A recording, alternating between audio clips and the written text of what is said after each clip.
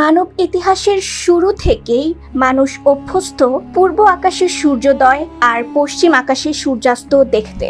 এই নিয়মকে আমরা এতটাই স্বাভাবিক ধরে নিয়েছি যে এর পরিবর্তন কল্পনা করাটাই অসম্ভব মনে হয়। কিন্তু ইসলাম ধর্মের বিশ্বাস অনুযায়ী কিয়ামতের অন্যতম বড় নিদর্শন হলো একদিন সূর্য পূর্ব নয় পশ্চিম দিক থেকে উদিত হবে।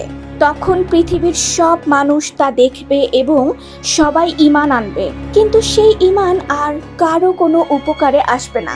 দীর্ঘদিন ধরে বিজ্ঞানীরা বলছিলেন এমন কিছু কখনো ঘটবে না, কারণ পৃথিবীর ঘূর্ণনই নির্ধারণ করে সূর্যোদয়ের দিক। কিন্তু সাম্প্রতিক গবেষণা তাদের সেই যুক্তিকে প্রশ্নের মুখে ফেলেছে। পৃথিবীর গভীরে অদ্ভুত পরিবর্তন ধরা পড়েছে, যার ইঙ্গিত দিচ্ছে ভবিষ্যতে সূর্য সত্যি পশ্চিম দিক থেকে উদিত হতে পারে। পৃথিবী বিশাল এক চৌম্বক ক্ষেত্র নিয়ে ঘুরছে। এর কেন্দ্রস্থলে রয়েছে গলিত লোহার স্রোত, যা ঘুরতে ঘুরতে সৃষ্টি করে উত্তর ও দক্ষিণ মেরু। বিজ্ঞানীরা প্রমাণ পেয়েছেন প্রতি কয়েক লাখ পরপর এই মেরুগুলো হঠাৎই উল্টে যায়। সর্বশেষ প্রায় 7,80,000 বছর আগে এই ধরনের পরিবর্তন ঘটেছিল। এখন আবারও সেই প্রক্রিয়া শুরু হয়েছে, অর্থাৎ উত্তর দক্ষিণ দিক উল্টে গেলে পূর্ব পশ্চিম দিকও পাল্টে যেতে পারে। তখন সূর্য আর পূর্ব থেকে নয় পশ্চিম দিক থেকে উঠবে। এই পরিবর্তন ধীরে ধীরে ঘটলেও এর প্রভাব হবে ভয়ঙ্কর। পৃথিবীর চৌম্বক ক্ষেত্র দুর্বল হয়ে গেলে সূর্যের ক্ষতিকর রেডিয়েশন সরাসরি পৃথিবীতে পৌঁছে যাবে। এতে স্যাটেলাইট ভেঙে পড়বে, যোগাযোগ ব্যবস্থা ভেঙে যাবে, জিপিএস ব্যর্থ হবে। অনেক প্রাণী যেমন পাখি বা মাছ, যারা দিক নির্ধারণে চৌম্বক ক্ষেত্র ব্যবহার করে, তাদের জীবনযাত্রা, প্রজনন ও অভিবাসনে মারাত্মক প্রভাব পড়বে। আর মানুষও সোলার রেডিয়েশনের কারণে নানা বিপর্যয়ের মুখে পড়বে।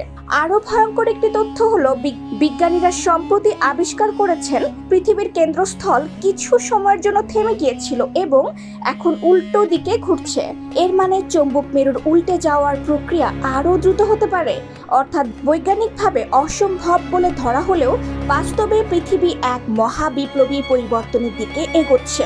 এই সময় আমাদের মনে পড়ে যায় মহানবী হযরত মুহাম্মদ সাল্লাল্লাহু আলাইহি ওয়াসাল্লামের সেই ভবিষ্যদ্বাণী, যতদিন পশ্চিম থেকে সূর্য উদিত না হবে ততদিন কিয়ামত হবে না।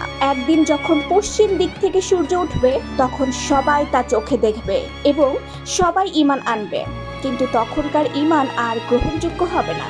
আজকের বৈজ্ঞানিক আবিষ্কার যেন সেই হাদিসের সত্যতা আবারও প্রমাণ করছে। তাহলে শিক্ষা কি? বিজ্ঞান হয়তো সতর্ক করছে প্রযুক্তিগত বিপর্যয়ের ব্যাপারে, কিন্তু ইসলাম আমাদের সতর্ক করেছে আখিরাতের ব্যাপারে। তাই সময় থাকতে ঈমান মজবুত করুন, সৎকর্মে মনোযোগী হন এবং আল্লাহর কাছে ফিরে যান।